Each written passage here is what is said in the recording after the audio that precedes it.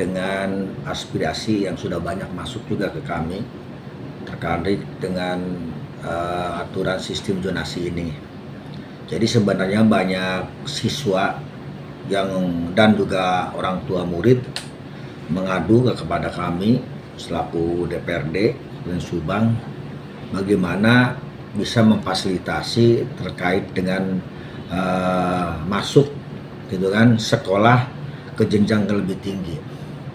Ini kan wilayah Subang itu kan luas sekali. Sedangkan SMP di Subang itu jumlahnya sudah banyak. Sedangkan daya tampung SMA di Subang belum memadai. Contoh aja di wilayah Kecamatan Binong kan gitu. Yang SMP-nya sudah ada 2 negeri di sana, ditambah juga swasta yang sudah ada beberapa juga sekolahan di tingkat sederajat dengan SMP kan gitu. Tapi SMA-nya belum ada.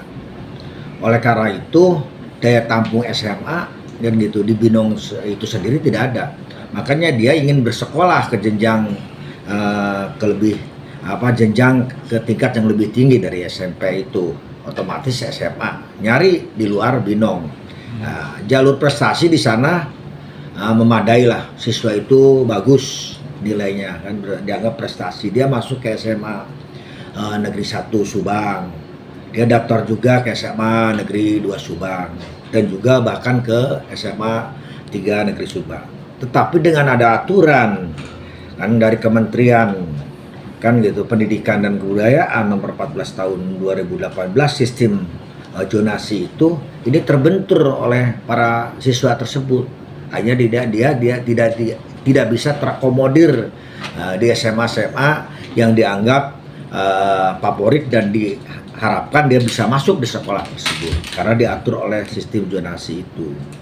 Nah, oleh karena itu, kami berharaplah dari DPRD atas usulan-usulan tadi orang tua murid yang ingin bersekolah agar SMA di Subang itu diperbanyak kan gitu. Salah satunya untuk agar bisa menampung dari siswa pendidikan ke jenjang lebih tinggi gitu. Karena SMA itu tanggung jawabnya gubernur agar Pak Gubernur memperbanyak SMA setingkat SMA yang ada di Kabupaten Subang. Itu yang pertama.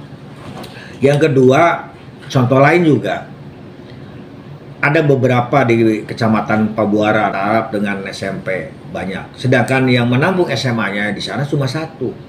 Otomatis siswa yang karena tidak tertampung ini kemana sekolahnya? Otomatis harus mencari kan gitu ke tempat-tempat lain.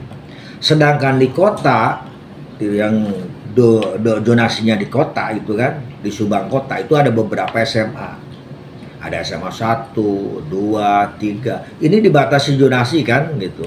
Itu ada banyak kekosongan. Banyak kekosongan. Dari Binong tidak masuk, bisa masuk ke Subang. Dari Pabuaran juga tidak masuk ke Subang. Tapi dia juga tidak bisa ikut bersekolah di Subang karena dibatasi oleh aturan yang tadi nomor 14 tahun 2018 itu Kementerian Pendidikan itu terkait dengan zonasi.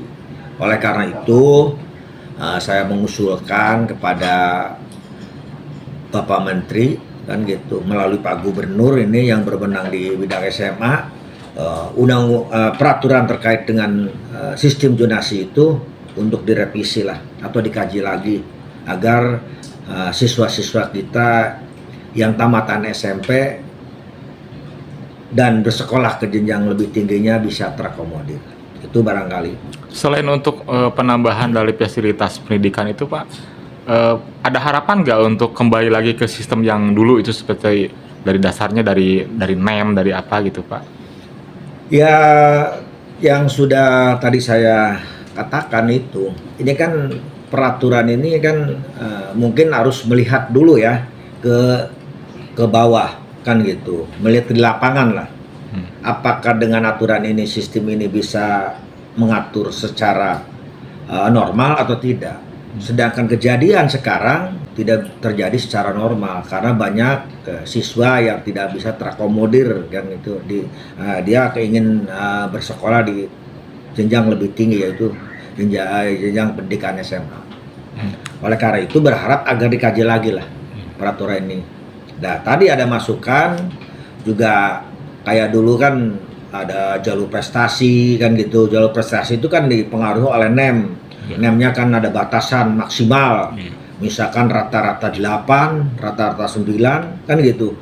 Nah, oke lah. Kalau ini orang siswa yang rata-ratanya NEM-nya 9 misalkan dia prestasi, dia diterima di SMA 1 misalkan. Oke, di sana anak-anak didik yang pintar yang nilainya 9. Nah, sekarang jalur prestasi kedua misalkan dari NEM, misalkan rata-rata 8, nanti diposisikan di SMA 2 misalkan, dan seterusnya gitu. Jadi nanti bisa jadi ada istilah SMA favorit kan gitu kan. Seperti di Bandung dulu kan ada SMA 3 dan 5 itu kan SMA favorit orang-orang yang berprestasi di sana. Dan setelah itu kan ada jenjang-jenjang SMA yang lainnya. Dan itu bisa berbaur. Karena Subang itu kan kabupaten dan bukan kecamatan. Kita harus ada juga di antara siswa yang ada di Subang itu ada berbaur antara kecamatan yang jauh di sana dengan kecamatan yang ada di kota di sini kan gitu. Agar apa?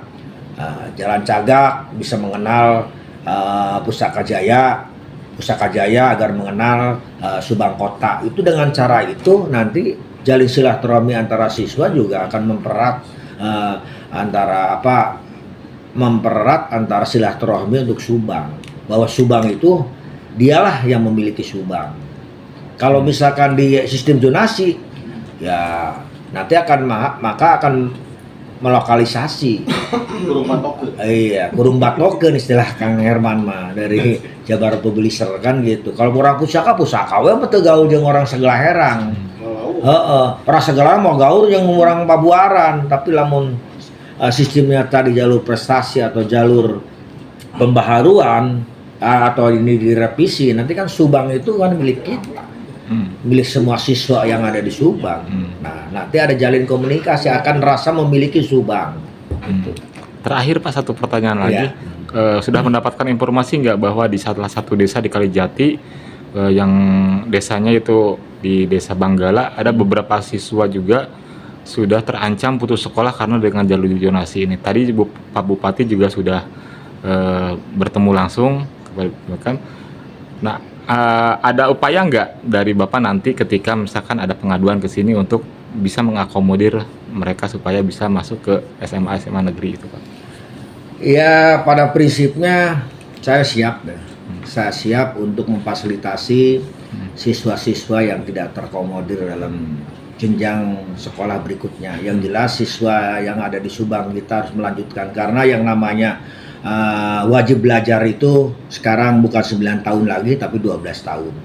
Oleh karena itu, karena kendalanya peraturan menteri ini kan sistem zonasi, mungkin saya juga orang yang akan pertama kali mengusulkan kepada menteri melalui gubernur untuk direvisi.